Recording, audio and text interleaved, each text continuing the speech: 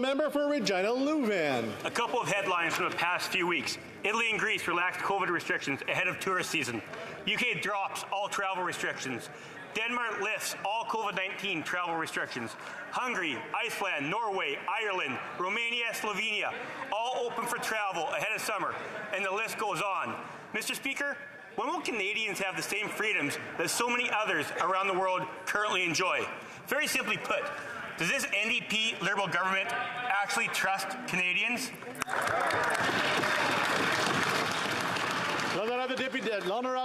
The Honourable Minister of Health. Thank you, Mr. Speaker, and I appreciate very much the key word, which is freedom.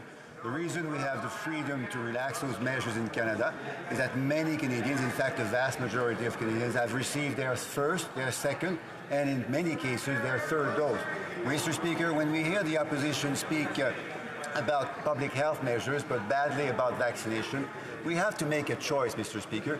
We can't have relaxation of public health measures, more freedom, without vaccination and going through COVID-19. The Honourable Member for Elgin, Middlesex, London. Thank you very much, Mr. Speaker. We know that our duty is for Canadians into ensuring that their safety, but these mandates have gone on too long. Canadians are unable to travel to see their ill relatives or attend funerals. Constituents continue to not being able to see their mothers or fathers or siblings or grandparents who are suffering from illnesses.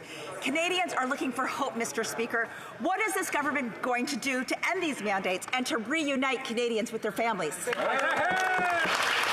The Honourable Minister of Health. Thank you, Mr. Speaker. I'm glad to continue. 135,000, that's the number of lives lost in the United States because they have had a lower vaccination rate than we had in Canada.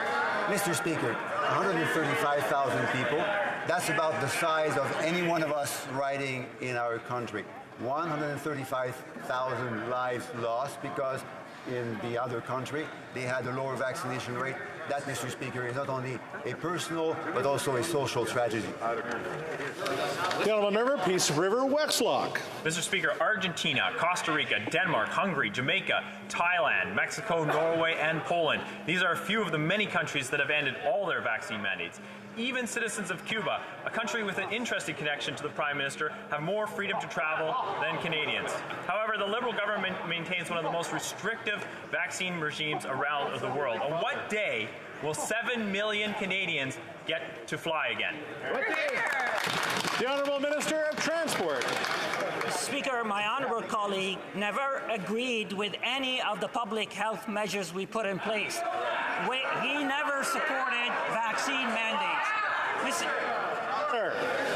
Order.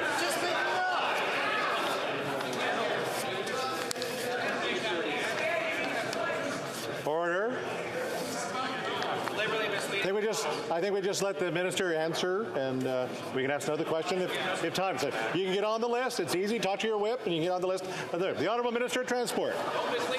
So, Mr. Speaker, let me just say, these measures are temporary and we'll always consult our public health experts on how to proceed forward. But let me just say to my honourable Conservative colleagues, they can't, on the one hand, agree that vaccines save lives, and on the other hand, call them vindictive measures. That doesn't add up, Mr. Speaker. They have to tell Canadians that they believe that vaccines save lives. Do they agree with that or not, Mr. Speaker?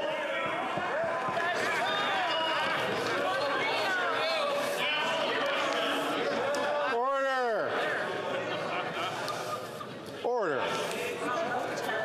We made it to question 22 here. Are we ready to proceed?